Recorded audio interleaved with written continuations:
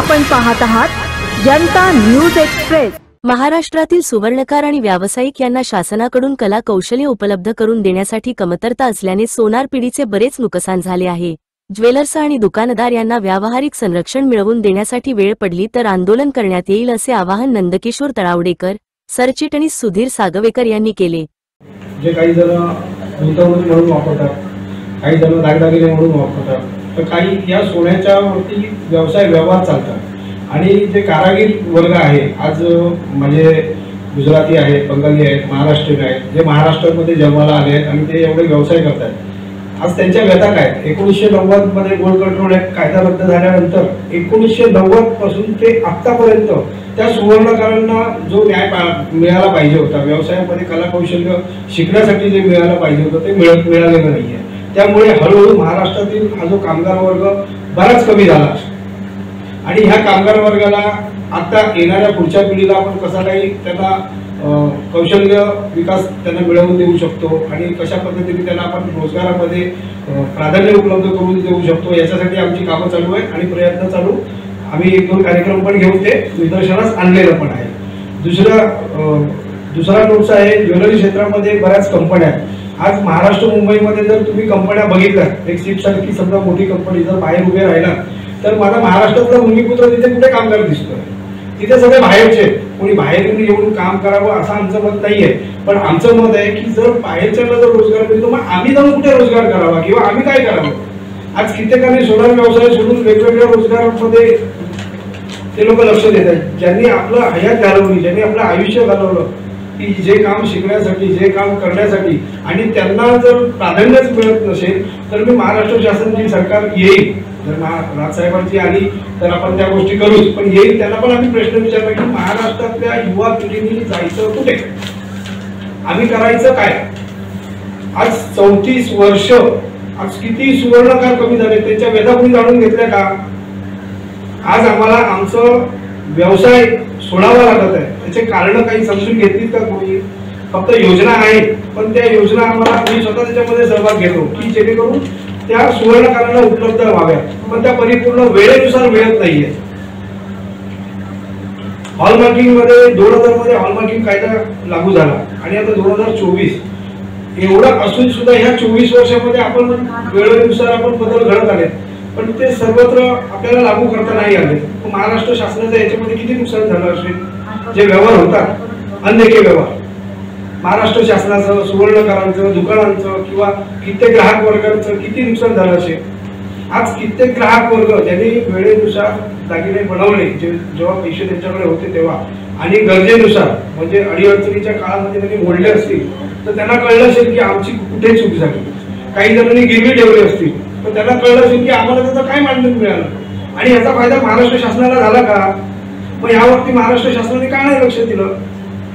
मग आमचे कारागीर वर्ग जे काम करतायत यांना जर प्राधान्य उपलब्ध करून दिलं असतं, आज सोनारांना कर्ज सुविधा उपलब्ध होत नाहीये, बाकी सगळ्या व्यवसायामध्ये कर्ज सुविधा उपलब्ध होत आहेत, मग ह्या व्यवसायात जर कर्ज सुविधा उपलब्ध होत नाही तर मग आम्ही पुढे व्यवसाय करायचे तरी कसे?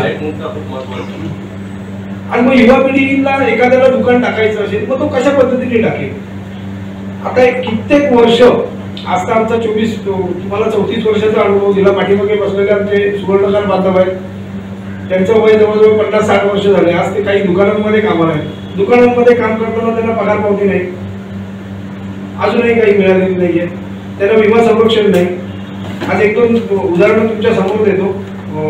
आमचे यांचे वडील जे सोनार काम नसल्यामुळे ते एजन्सीकडे कामाला होते बँक व्हॅल्युएशन करताना, आज त्यांचे वडील ऍक्सिडेंट मध्ये वारले। आमच्या सुवर्णकार बांधवांची आपल्या जीवाची किंमत शून्य आहे का? या गोष्टीकडे महाराष्ट्र शासनाने लक्ष का नाही दिलं? आज एकाचा जीव गेलेला आहे, त्यांचं कुटुंब कसं सावरलं असेल त्याच्यासाठी त्यांना पण काही मिळालं नको का त्यांना?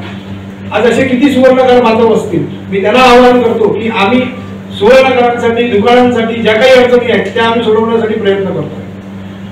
HUID चा कायदा आला आहे का? दागिने बनवणारा जो कारागीर आहे त्याचं रजिस्ट्रेशन पाहिजे, त्याची मध्ये पण नियमावली आहे।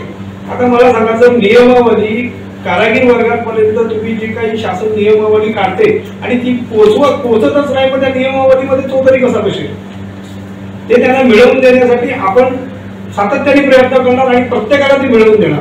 म्हणजे महाराष्ट्रातला भूमिपुत्र कामगार जो आहे त्याला तरी त्याचं योगदान उपलब्ध होईल, त्याचा रोजगार तरी उपलब्ध होईल, त्याला मानधन तरी मिळेल.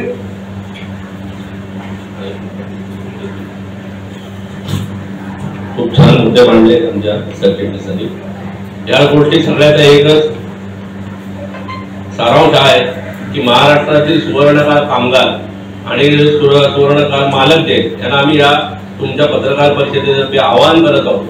त्या सगळ्यांनी माननीय राजसाहेबांच्या विचारांवर विश्वास ठेवून आमच्याशी संपर्क करावा. आम्ही त्याबद्दल आमचे नंबर देत आहोत. दादरला आपलं ऑफिस आहे, संपर्क करावा, त्यांच्या व्यथा मांडाव्या. त्यांच्या व्यथा 100% आम्ही सोडून देऊ.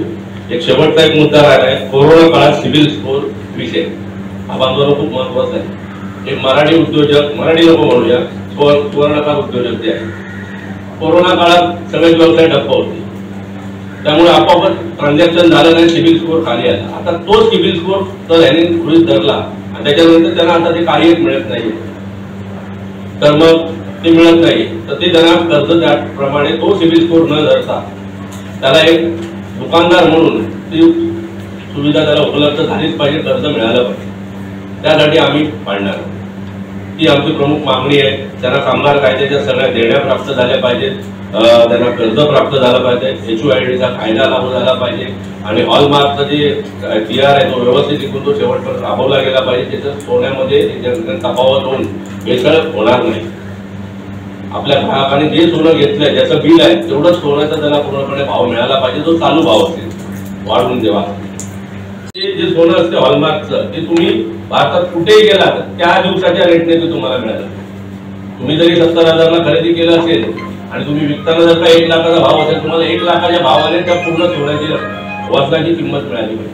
पण तसा होत नाही. त्याचं कारण याच्यावर एक अध्यादेश निघाला पाहिजे आणि हा जो हॉलमार्कचा जो TR आहे तो पूर्णपणे महाराष्ट्रात लागू झाला पाहिजे, तो लागू झालेला आहे. त्यामुळे आपण जे घेणारे आहोत ग्राहक त्यांची खूप मोठी महाराष्ट्रामध्ये फसवणूक चालते. त्याच्यामध्ये खूप मोठं मिक्सिंग होते आणि आपल्याला फक्त बिल देताना 916 देतात आणि त्याच्यामध्ये तेवढं सोडलं नसतं. यावर आमची संघटना या ठिकाणी काम करणार आहे. आपल्या स्टेडियम होतं नंतर हॉलमार्क. आता पहिला तुमचा प्रश्न खूप छान आहे की आपला हे जे आपण मराठी होते ते पाठी का पडले. मराठी माणूस कसोटीने सोनं देत होता उद्योजक, कुठे त्याच्यात भेसळ न करता त्याच्यात 916 द्यायचा तेवढंच देत होता. नंतर हॉलमार्किंगचं जे मी सांगितलं ते जे आलं बिल त्याचे 916 मारवाडी आणि बाहेरचे आणि त्यामध्ये सोनं असायचं 80 916 ते ज्यावेळी. म्हणून बघा ज्यांना मी सांगितलं की ग्राहकांनी ज्यावेळी ग्राहकांना कळालं पाहिजे की सगळं सोपं झालं पाहिजे की आमचं सोनं आहे ते बिल मिळालं आम्हाला 916 पण ते खरं किती आहे ते कसं तपासायचं ही सुविधा आम्ही उपलब्ध करून देणार. हे कसं तपासायचं, ग्राहकाला बिचारायला काय माहिती असते, त्याला सोनाराकडचं सोनं घेतलं असं तुम्ही तपासायला पुढे जाऊ. तर त्या काही एजन्सीज आहेत त्या तपासून देतात त्या सोनं, त्याच्यात कळते आपल्याला तुमचं बिल घेतलंय 916 आणि खरं सोनं त्याच्यामध्ये 80% आहे, 75% आहे, 85% आहे. याची काही सुविधा आहे काही एजन्सी त्या लोकांसमोर आल्या पाहिजे जनतेसमोर, जेणेकरून ते सोपं होईल तपासायला. तर ज्याच्यामध्ये जो हा प्रश्न होता यांचा त्याचं उत्तर देतो की आपण जे सचोटीने काम करतो त्याच्यामध्ये जे भेसळयुक्तचा प्रकार आला आणि वेगवेगळ्या स्कीम्स घेऊन भांडवलदार उचलले त्याच्यामध्ये आपला मराठी उद्योजक जो तुम्ही म्हणाल तो त्याच्यामध्ये पाठवतो. त्यालाही आमच्या बरोबर घेणार किंबहुना ते आमच्या संपर्कात आहे, तेही सांगतात की कशा पद्धतीने झालं पाहिजे. तर त्याला आम्ही नक्कीच त्या ठिकाणी त्या विरोधात आम्ही आंदोलन करणार आणि कायदेशीर लढाई लढणार. आंदोलनापेक्षा कायदेशीर लढाई लढणार. मराठी माणसाची मुंबई म्हणतात आणि तुम्ही आंदोलन करतात कुठेतरी शर्मेची बाब नाही वाटत. शर्मेची मान खाली घालायची बाब आहे करावी लागते. कारण मुंबई बरोबर आहे. ज्यावेळी बाळासाहेबांनी नारा दिला होता बचाव मुंबई हटाव मुंगी, त्यावेळी सर्वे झाला. त्या सर्वेमध्ये साहेबांचं उत्तर दिलं पत्रकारांना मी सांगून इच्छितो लहान होतो त्यावेळी सर्वे झाला शासनाच्या नियमाप्रमाणे. त्यावेळी 80% मराठी होते आणि 20% परप्रांतीय होते. त्याच तर निकषानुसार आता सर्वे केला तर आपली माणसं सगळी मुंबईच्या बाहेरच आहेत. हे दुर्दैव आहेच ना. आज एखादा प्रकल्प आला त्या ठिकाणी आपण 4 भाऊ एकत्र असतात, ते जातात बिल्डर कडून पैसे घेऊन नाला सोपाऱ्याने पनवेलला, त्या ठिकाणी दुसरे येतात ते म्हणतात आम्हाला नको, त्या विरोधात पण बोलणारा फक्त एकच पक्ष. आज मुलुंडला ज्या ठिकाणी बिल्डरने सांगितलं मराठी माणसाला इथे बुकिंग देणार नाही त्या विरोधात महाराष्ट्रातला बोलणारा एकच पक्ष. आता निवडणुकीची काही संबंध नाही. आम्ही सांगतो जाऊन तिथे मांडतो, मुंबईमध्ये मराठी माणसाला तुम्ही घर द्यायला कसे काय नाही, आम्ही इथे फक्त गुजराती लोकच राहणार म्हणजे होणारी. आम्ही या ठिकाणी महाराष्ट्र नवनिर्माण सेनेकडून तुम्हाला ग्वाही देतो. भुलेश्वर विभागामध्ये मोठ्या प्रमाणामध्ये जे चोरीचे दागिने खरेदी विक्री केली जाते, या संदर्भात आपण काय आवाज उठवणार? या संदर्भात आम्ही आतापर्यंत आवाज उठवलेलाच आहे, पण आता प्रश्नाचं उत्तर देताना सांगतो. चोरीचे दागिने जेव्हा विकायला चोर येतो त्यावेळी तो सांगतो त्या ठिकाणी, त्यावेळी सगळेच सोनार मी म्हणणार नाही की ते सगळेच सोनार चुकीचे नाहीये. एखादा इमानदार सोनार पण त्या ठिकाणी असतो, त्याला सांगितलं जाते की आमचे वडिलोपार्जित वंश परंपरा ते आहे, त्याचं बिल नसणारच ना पूर्वीचं, ते दिले जातात त्याला आणि ते पैसे घेऊन तो निघून जातो आणि नंतर पोलीस येतात सांगतात तू चोरीचे घेतले. तो सोनार एकटा कसा काय त्याच्यामध्ये चुकीचा आहे? आता माझ्या आजी आजोबांचं जर सोनं असेल तर त्याचं काय बिल नसणारच आपल्याकडे. मग तुम्ही फक्त सोनाराला कोण नाही भेटत म्हणून त्या सोनाराला धरायचा, पोलीस स्टेशनला न्यायचं, त्याच्यावर केस करायची किंवा त्याच्याकडून सेटलमेंट करायची, हे चालणार नाही. त्यासाठी एक काहीतरी कायदा बनवा. जर विदाऊट बिलचं सोनं असेल तर त्या माणसाकडून काय घ्यायचं, त्याचं आधार कार्ड घ्यायचं, काय घ्यायचं, एक वेगळा फॉर्म दिला पाहिजे. त्यासाठी पोलीस खात्याने आणि आपल्या गृह खात्याने, म्हणूनच मगाशी आम्ही सांगितलं सरकारने यावर लक्ष ठेवलं तर मोठा रेव्हेन्यू सरकारला येण्यासारखा आहे याच्यात.